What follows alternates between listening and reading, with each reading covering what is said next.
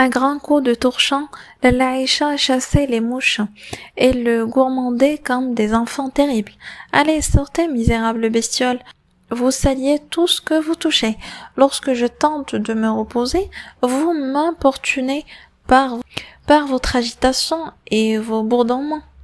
Il s'aperçut de notre présence au seuil de la chambre. Son bras resta suspendu. Un sourire éclaira son visage. Soyez les bienvenus, entrez, asseyez-vous. Pour vous détendre, ces mouches deviennent insupportables. La chaleur et les mouches, autant de calamités qu'Allah envoie à ses fidèles pour éprouver leur patience. Parle un peu. Zubida ne reste pas muette. Ma mère aurait bien voulu satisfaire le désir de notre hôtesse, mais comment placer un mot, comment engager une conversation avec une personne prise d'une fièvre d'extermination qui court d'un coin de la pièce à l'autre, agitant un immense chiffon de guise d'étendard. Les mouches, il est vrai, la narguillaient un peu. Elle s'abattait en paquet sur un coussin, s'attendait en faisant semblant de procéder à de minutieuses ablutions, mais dès qu'elle la voyait approcher, elle entonnait un chant de guerre, prenait leur vol, tournoyait un moment aux environs du plafond et piquait droit sur le lit ou sur un matelas. Laïcha abandonna la lutte, elle s'éclipsa d'une seconde pour aller dans sa cuisine chercher la bouillarde de cuivre et le brasero. Le plateau déjà préparé trônait au centre de la pièce, un voile brodé d'or le recouvrait. Là-dessus, par transparence, j'apercevais la théière d'étain et les verres. Enfin, Lalla et ma mère entamèrent une vraie conversation. Je veux dire un dialogue. Il commença comme tous les dialogues de femmes par des questions sur leur santé mutuelle. Elles s'étaient vues la veille. Elles avaient échangé les mêmes questions et les mêmes réponses. Pas tout à fait pour être exact. La Laïcha avait eu du mal à dormir au début de la nuit, mais elle s'était vite aperçue que cela provenait seulement de la dureté du matelas. Elle changea de lit, dormit comme une pierre. « Est-ce que les pierres dorment ?» demandai-je d'un air faussement innocent. « Tais-toi, me dit ma mère, ou bien pose des questions raisonnables. » Cet incident rappela à ma mère l'histoire de Zineb, la fille de notre voisine. Elle avait laissé tomber une pierre sur son gros doigt de pied, le pied droit, précise à ma mère. Allah, cela s'est-il passé longtemps après mon départ? Demanda la Laïcha, manifestant des signes d'inquiétude. Non, répondit ma mère, cela s'est passé il y a 2 ans. Je me souviens de ce jour comme si c'était hier. Je hachais de la mauve sur la terrasse quand je l'entendis crier. Juste à ce moment, un cri de bébé remplit la maison. Ma mère écarquilla les yeux, interloquée, nous nous gradâmes, tout surpris, et éclatâmes d'un grand rire. Moi, je riais tellement que les larmes inondèrent les joues. Louange à Dieu, le rire est un bienfait de Dieu, prononça une voix d'âme. Je me retournai pour voir le visiteur qui osait entrer ainsi dans une pièce où bavardaient 2 femmes qui n'étaient ni ses épouses, ni ses parentes. Une femme se tenait dans l'encadrement de la porte. Avais-je bien entendu? Je regardais tour à tour ma mère et la Laïcha, mais aucune ne partageait mon étonnement. « Sois la bienvenue, Salama », dit la Laïcha. Ma mère posait déjà des questions à la nouvelle venue sur sa santé, la santé de ses amis et de ses enfants. Elle n'avait pas d'enfants. Comme je l'appris plus tard, Salama était marieuse professionnelle. La Laïcha se tourna vers ma mère. « C'est la surprise que je t'avais réservée, lui dit-elle. Mais quelle agréable surprise! Il y a si longtemps que je n'ai pas eu la joie de rencontrer Salama. La dernière fois que nous nous sommes vus, c'était au mariage de la cousine d'Aïcha, la femme du marchand de nattes. Ce fut un très beau mariage. Aujourd'hui, Salama a des choses à nous raconter. As-tu deviné de quoi il s'agit? Non, vraiment, je ne sais pas. Je connaissais bien ma mère. Ses yeux ne disaient pas entièrement la vérité. Salama ne daigna pas jeter un regard sur ma modeste personne. Je devais lui paraître ridiculement petit et ridiculement chétif. Salama appartenait à cette race disparue qui a donné naissance à la légende des géants. Elle avança d'un pas majestueux vers le grand divan, s'installa à la place d'honneur, le buste droit, les mains à plat sur ses genoux. Elle resta muette, statique comme un blanc de granit. Pas un muscle de son visage ne bougeait. Ses yeux seuls se posaient avec lenteur sur chaque objet. J'en avais vaguement peur. Elle m'attirait à la fois et me mettait mal à l'aise. Pelotonnée contre un coussin, j'attendais qu'elle parlât. Ses grosses lèvres me surmontaient, une légère moustache, bougèrent imperceptiblement. Aucun son n'en sortit. Le désir de l'entendre parler me faisait trembler. Je ne me rendais même plus compte si ma mère et la Aïcha se taisait ou bavardait comme de coutume. Elle ferma les yeux, les survit, les rouvrit et de sa voix d'âme déclara qu'après le thé, elle aurait tout le temps d'entretenir ses petites sœurs des événements qui se préparaient. Elle ajouta: « Je peux vous affirmer que de grands événements se préparent. » Un petit rire drôle d'une folle gaieté échappa à la Aïcha. Ce rire était si jeune, si frais, si printanier que la Aïcha rougit de confusion. Elle se leva en hâte, elle cherchait le sucre et la menthe. Ma mère se lança dans le récit de ses souvenirs sur les mariages auxquels elle avait assisté. Le thé fut préparé en un temps record. La Aïcha servit tout le monde. Elle me tendit mon verre avec au fond 2 doigts de thé. Je protestai, je réclamais un verre bien rempli comme j'en avais chez nous. Ma mère fronça les sourcils, se mordit la lèvre inférieure pour me signifier sa désapprobation. Salama remarqua enfin ma présence et sourit. De larges dents jaunes, mais solidement plantées, illuminèrent son visage. « Donnez du thé à ce jeune homme, moi je vais lui offrir un gâteau. » Elle fouilla dans la poche de son cafetan et en tira un mouchoir brodé. Il contenait 2 sablés et une corne de gazelle. J'eus la corne de gazelle et les femmes se partagèrent les sablés. Après un nouveau silence, la Aïcha et ma mère, dévorées de curiosité, demandèrent d'une seule voix: « Raconte, Salama. Ne nous fais pas languir, raconte. »« Oui, je ferais bien de commencer. Aurez-vous la patience de m'écouter jusqu'au bout? »« Raconte, Salama, raconte » réclamèrent avec avidité les 2 femmes. Je connais vos 2 cœurs. Ils sont nobles et ouverts à la compassion. La Aïcha, j'ai été très fautif envers toi. Pourras-tu jamais me pardonner? La Aïcha fit de la main un geste de protestation.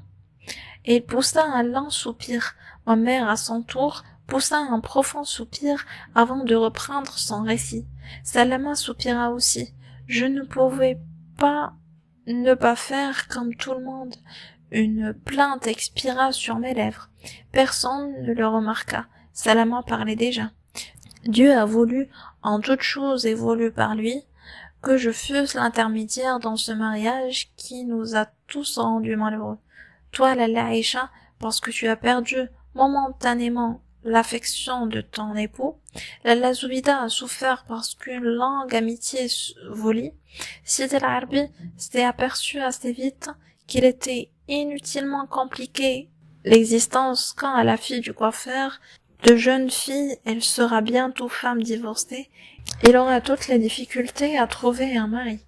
Ainsi s'exprime la volonté de notre Créateur. Il nous a mis sur cette terre pour souffrir et pour adorer. Tout le monde soupira de nouveau et Salama poursuivit. Tout commença le jour où, Kbira, la fille de mon vénéré maître, Moulay Abslam, me chargea de lui acheter du henna. J'étais à peine arrivé au souk des épices que quelqu'un me toucha discrètement l'épaule. Je me retournai, Moulay al-Arbi se tenait devant moi, souriant et affable comme à l'ordinaire. Nous échangeâmes les salutations d'usage, nous parlâmes longuement du mauvais temps qui avait sévi. Si vous vous souvenez bien, un mois durant, je lui demandai de tes nouvelles, Laïcha. Elle va bien, dit-il.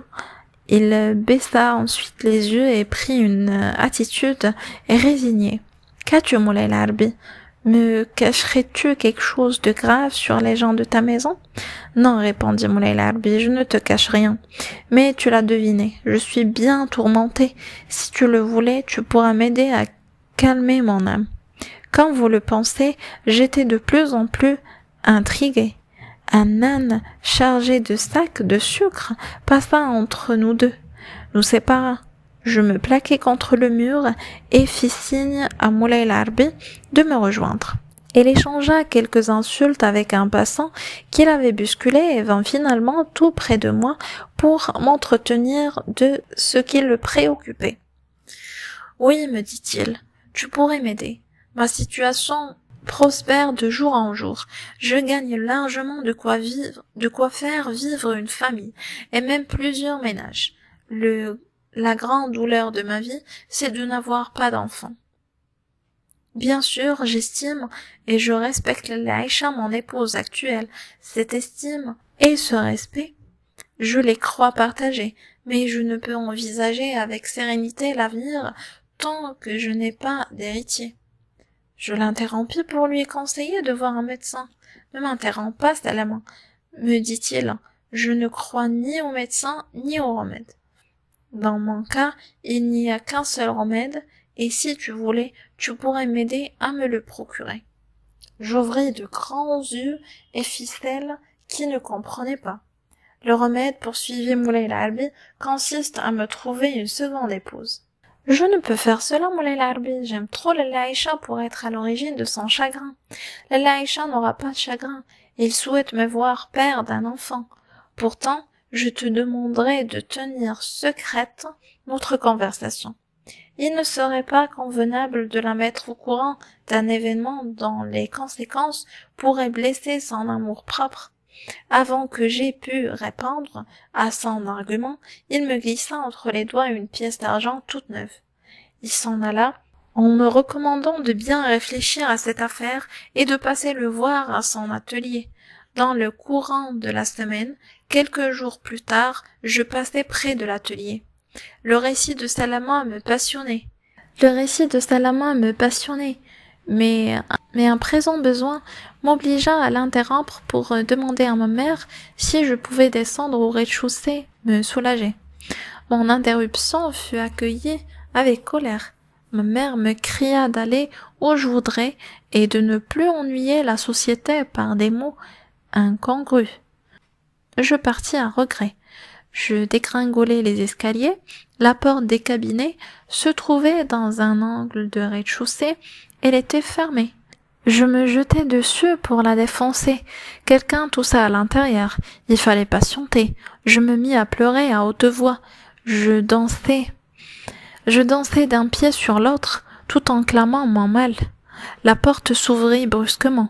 Je ne pris même pas le temps de regarder le visage de l'occupant et je m'enfermai dans le petit réduit. Je me tardai pas à le quitter. Le visage réjoui, heureux à la pensée d'aller écouter la suite de l'histoire passionnante de Moulay al-Arbi. Je mettais les pieds dans la première marche de l'escalier quand une femme m'interpella d'une voix pleine de colère. « Enfant mal élevé, ne peux-tu fermer la porte des cabinets après usage? Va la fermer. Ici, tu n'es pas chez toi. Tu es un invité. Les invités doivent être polis et se tenir convenablement dans une maison étrangère. » Je baissai le nez. J'allais d'un air guindé fermer la porte.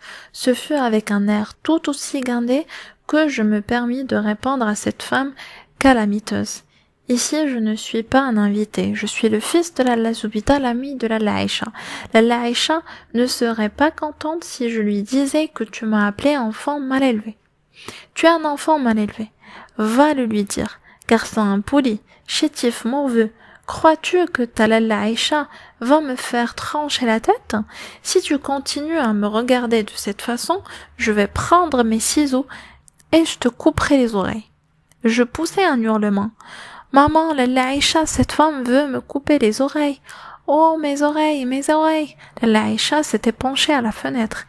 Qu'y a-t-il? Qu'y a-t-il? La femme du rez-de-chaussée essayait de lui expliquer la situation, mais je criais si fort que sa phrase ne parvenait pas jusqu'à l'étage.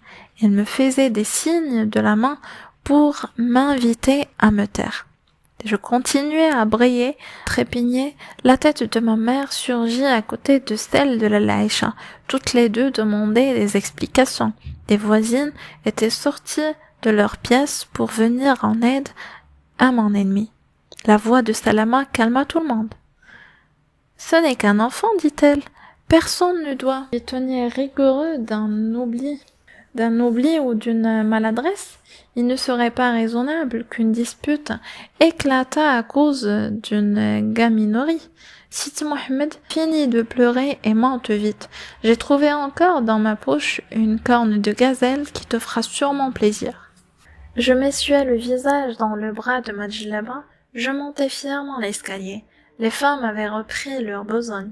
La maison retrouva son silence. À mon entrée dans la maison de la Aïcha, ma mère ne put se retenir de me lancer un regard qui en disait long. Je redoutais ce regard plus que tout au monde. Je me foudroyais, me réduisais à un néant. Salama m'offrit sa protection. Elle étendit son bras vers moi, me sourit de toutes ses dents. Sur le plateau, la corne de gazelle m'attendait. Je m'en emparai, mais je fus incapable de la porter à ma bouche. La Aïcha s'activait à préparer de nouveau du thé. Nichée entre deux coussins, je chantais, je tâchais à me faire oublier.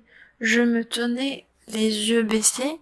J'entendis ma mère qui disait, s'adressant à Salama: qu'avait-elle cette viande? Était-elle réellement trop maigre ou bien pas assez fraîche? Au dire de tous les gens du quartier, elle était d'excellente qualité. Seulement la fille de Si Abdelrahman cherchait un prétexte. Moulay el-Arbi à l'âge de son père, d'autre part, ses moyens ne lui permettent pas de satisfaire toutes ses fantaisies. Puis, je vous l'ai déjà dit, cette fille est folle. Depuis quand a-t-on vu la fille d'un coiffeur exiger de son mari l'achat d'une paire de bracelets d'or, réclamer de l'argent en espèces pour se payer des futilités, organiser des thés pour ses soi-disant amis, jouer du tam-tam à tout propos? La Aïcha risqua une question. Mais ne travaillait-elle pas? N'a-t-elle jamais appris un métier? Elle brode des empeignes de babouche. Moulay el-Arbi lui confia un travail ou deux, mais son ouvrage traînait longtemps sur le métier. Elle était mal exécutée, et elle en voulait toujours le double du prix normal pratiqué par les autres brodeuses. Moulay el-Arbi cessa de la faire travailler. Elle l'accusa alors d'avoir des relations incorrectes avec des femmes dans des quartiers éloignés, sous prétexte sans doute de leur confier des empeignes. Il en profitait pour avoir avec elle des conversations indignes d'un croyant. Nous savons que Moulay el-Arbi ne se livrerait jamais à de telles pratiques. Ce sont là les paroles mensongères d'une fille stupide et jalouse. Tout ceci serait sans conséquence si sa mère ne se mêlait pas à chaque instant des affaires du ménage.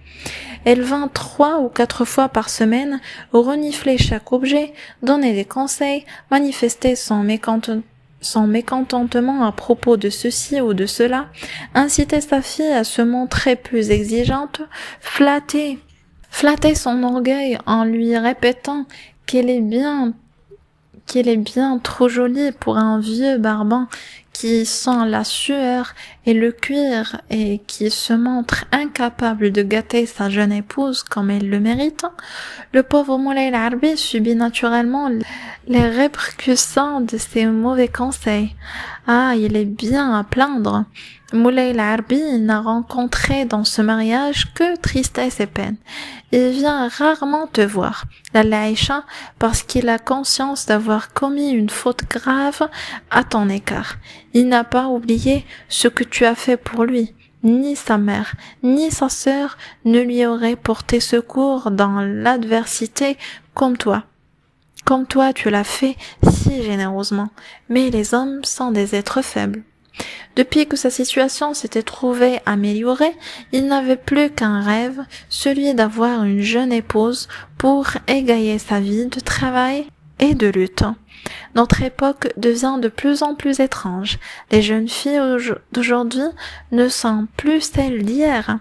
Elles manquent de réserve, ignorent la pudeur, font fi de leur dignité pour obtenir une satisfaction passagère. Elles préfèrent épouser des jeunes gens sans cervelle qu'elles gouvernent à leur guise. Moulay Al-Arbi est un homme, il lui faut donc une femme à sa mesure.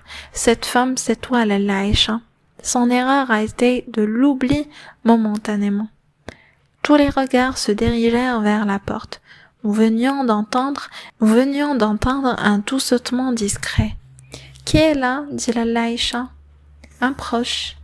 C'est toi, Zohor? Entre donc. Zohor montra son petit visage très maquillé. Puis-je avoir un brin de menthe? Voici de la menthe, mais prends le temps de boire avec nous une gorgée de thé. Merci, je vais en faire. Mon mari ne va pas tarder à arriver. Merci, je vais en faire. Mon mari ne va pas tarder à arriver. Il n'est pas encore là, alors reste avec nous jusqu'à son arrivée. Zohor se décida à franchir la porte. Elle éclatait de jeunesse et de fraîcheur. Elle portait des vêtements de couleur voyante. Elle avança à petits pas, tendit la main à ma mère, porta son index à ses lèvres, retendit la main à Salama, refit le même geste. Je désirais qu'elle s'assît près de moi. Mon vœu fut comblé. Elle s'assit à mon côté. Sa petite main me caressa la joue. Après les questions et les réponses habituelles relatives à la santé des unes et des autres, Zohor entra dans le vif du sujet. Elle voulait savoir si le divorce entre Moulay Al-Arbi et la fille du coiffeur avait été prononcé. Comme toutes les femmes manifestaient leur ignorance par des mimiques diverses, Zohor souriait largement. Fière de devenir le point de mire de tous les regards, elle se lança dans un brillant monologue.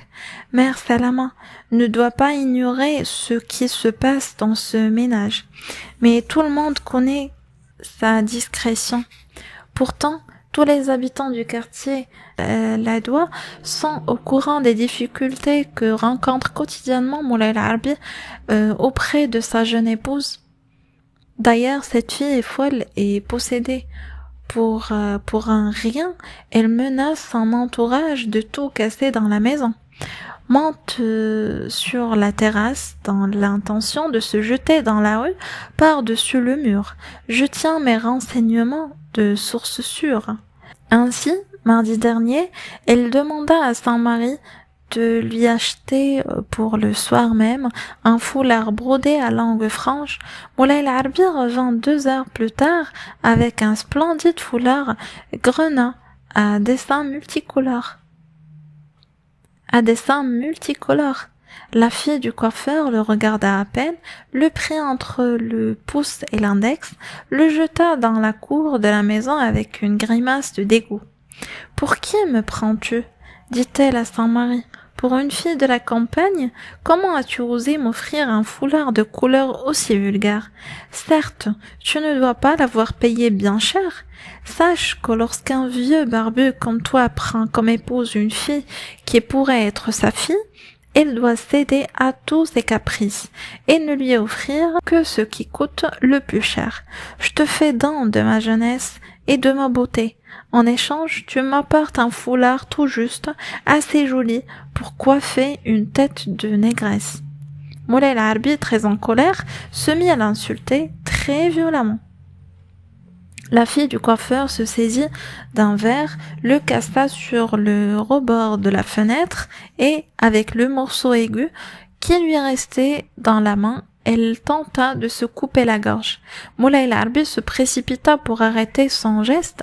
Elle se mit à pousser des hurlements, à prendre à témoin les voisins, prétendant que son mari la battait, que sa situation devenait intolérable, qu'elle n'avait jamais assez à manger et qu'elle devait se contenter de vêtements rapiécés tant l'avarice de son mari était grande. Salama avoua qu'il n'était pas au courant de cette scène. « Qui t'a raconté cela, ma petite sœur ?»« Des gens.